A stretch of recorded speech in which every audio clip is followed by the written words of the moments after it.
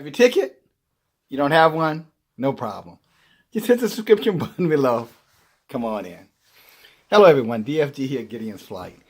Hey, just want to take a few minutes of your time and just share some commentary on something. To be honest with you, I wasn't sure I was going to talk about, but I read an article today from Vogue, and this was an article where they interviewed Billy Porter. Now, guys, if you remember who Billy Porter is the gay person who decided to, and I'm calling him a person because obviously he doesn't want to be identified as a man, so I'm going to call him a person. The gay person who decided to wear a tuxedo gown at the Oscars.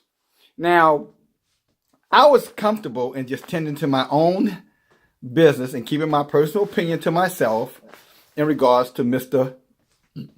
No, I can't call him Mr. Since he has a husband, Mrs. Billy Porter.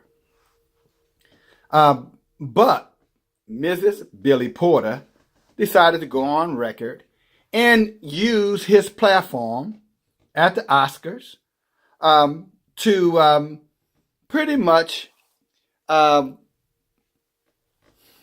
what would I say? Emasculate or push emasculation of so-called, men, African American men of color.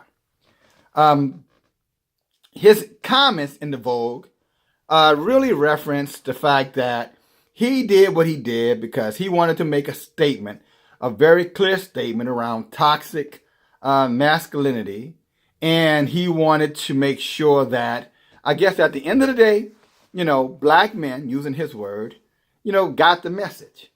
Well, let me be clear here, Billy Porter.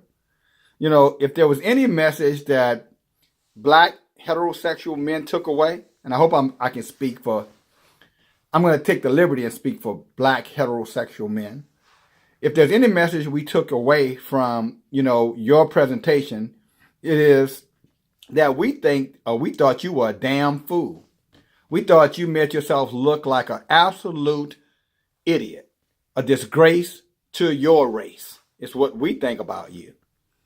Walking around as a man, because regardless of whether or not you want to call yourself a male or not, you're still one. You're still a man.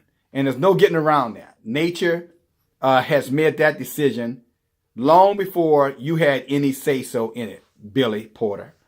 And to go out and use, your wearing of a dress, with your husband, and to take and point, the spotlight on heterosexual men of color and imply that somehow or another, heterosexual men of color are the problem as it relates to toxic masculinity. It's just a flat out lie. Everybody knows it's a lie. And even if they don't know, or those who choose to not recognize it for the lie that it is, it doesn't change the fact that it's a lie. So-called men of color over 18 represent about 2% of the population.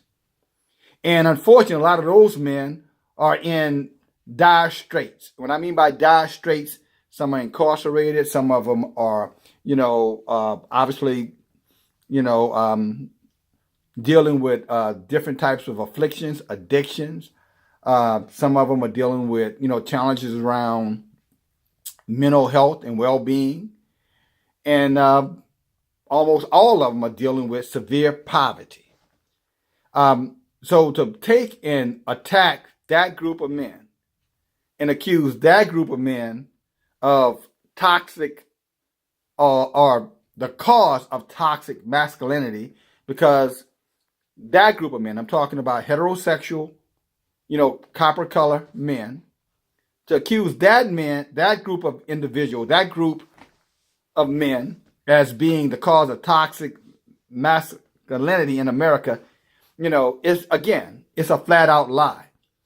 What you're doing is deflating. You're trying to push the issue on us because we don't accept, homosexuality as a lifestyle.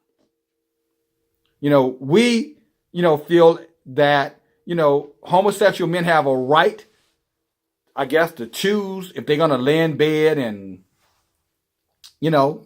and I guess have sexual intercourse or whatever they do with another man. We as a group feel that our preference are heterosexual women. And to try to accuse us because we don't accept your lifestyle, as being toxic to society, it's a lie. It's an insult. And it just shows the depravity of your mind and those who support you, Billy Porter, with your foolishness. Anytime you're willing to go on national television under one of the biggest spotlights annually and wear a dress, hugged up, with another man, calling him your husband, you have no credibility with me. And I don't think I'm speaking for myself. But right now, I guess I'd probably have to take into consideration I am speaking for myself. But you have no credibility with me. And not only do you have no credibility with me, again, as far as I'm concerned, you're an insult to male masculinity. Because being a man and being toxic has nothing to do with one another. Because you let me tell it, there are a lot of toxic females of color or any other ethnic group. And I'm not picking on, women of color, but what is toxic? If toxic means being aggressive, if toxic means being hostile when you don't like something, if toxic mean, constantly seeing, your male counterparts as your competition, if toxic means that you're willing to step on, your men of color to get ahead, then I think that there are a lot of toxic females. And for that matter, black and white.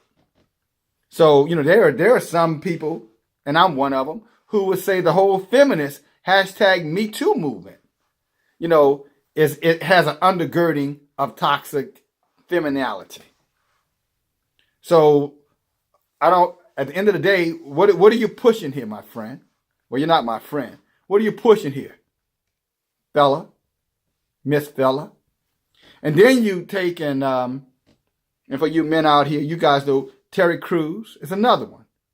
He goes to a Hollywood bash, as a guest of someone whose friend comes up to him and calling him grabs his junk and he's offended. Well, I don't know how tall you are, but you look like you're about 6'3", 6'4". You got to be over 250 pounds. You go around bragging about how muscular you are. And the best you could do in a situation like that, Terry Crews, is to be offended. And how dare you touch me? If you were 5'2", 110 pounds, soaking wet, and a female, I would have expected you still to slap the piss out of anybody grabbing you in a way that violates, yourself, your personal space and your dignity as a human being. But you didn't do that. But you seem to find a way now to enrich yourself by going around the country, Terry Crews. Claiming that because you grew up in a toxic masculinity around men, who you knew, who told you certain things that you claimed that they told you, that somehow or another all black men, unless they're gay or effeminate men, are somehow or another toxic. You ought to just come on out of the closet. You follow me? You're probably a down low homosexual male, a gay male, because I saw you in next Friday. I saw you grabbing Cat Williams or trying to molest Cat Williams in the movie. Right? Remember that, Terry Crews? You played the gay, toxic, masculinity, homosexual in next Friday. We haven't forgotten about that. So I think your issue is more around your own sexuality, not heterosexuals, men, sexuality or toxic masculinity, as you say it. And why I'm talking about this, Mike Tyson, Iron Man Mike Tyson. Now that was a shock because, you know, I wouldn't necessarily call Mike Tyson effeminate, you know, or I wouldn't call Mike Tyson emasculated, you know, in his prime. But along the way, something happened to Iron Mike, where Mike became butter. How will you say, blue bonnet butter, Mike Tyson. Old Mike Tyson now is just so sweet and kind that he hates the old Mike Tyson. The Mike Tyson that allows him to have the platform that he has right now. So old sweet now, sweet, buttery, creamy Mike Tyson. No more Iron Mike. Just blue bonnet butter Mike. You know, you can keep that silliness to yourself too, Mike. Again, I know you're trying to enrich yourself, you know, at the expense of men of color. I know that, you know, you're desperate to survive. As you say, I got to feed my family. Like Steve Harvey told Monique. In other words, I have no integrity. I don't care about my integrity. You know, not being poor is greater than my integrity. Right, Steve Harvey? Mike Tyson, Terry Crews, Billy, dress-wearing Porter. You know, you guys are an embarrassment to us as men. I mean, if you guys choose, you know, to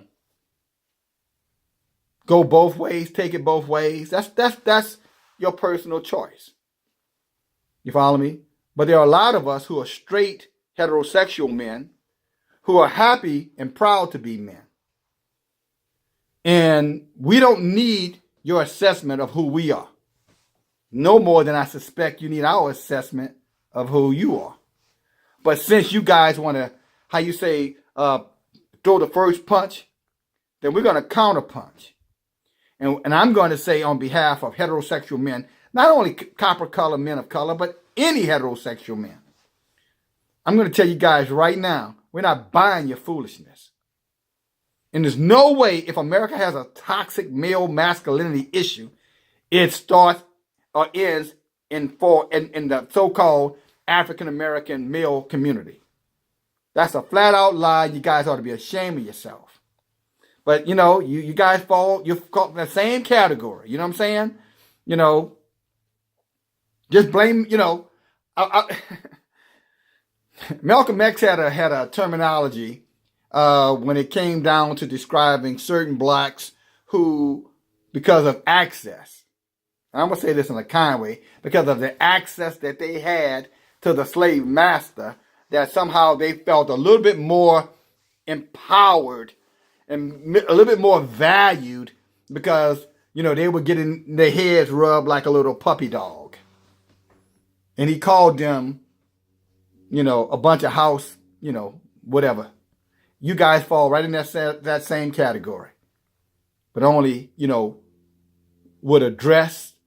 And at the end of the day, no balls. So I'm going to end this rant, because that's what this turned out to be, by saying, Billy Porter, you don't know what the hell you're talking about. You long ago forgot what being a male is and was created to be. A long time ago. The moment you looked at yourself and hated the skin that you were in. Hated the gender that you were born with. Terry Crews, Mike Tyson, you guys are opportunists. Terry Crews, you know, I'm pretty sure you're a down low homosexual. And I think you made a comment to D.L. Hughley that if you saw him, you would slap him. Well, you know what? If you saw me, I hope you would think to slap me. Because you know what my response would be? I would pull out my Glock and I would blow you away. I wouldn't hit you back. I'd send you to your maker. Then you can have a conversation with him about deciding what gender you were going to be. So, there you have it. I know you love me, guys. DFG, get in flight. Peace.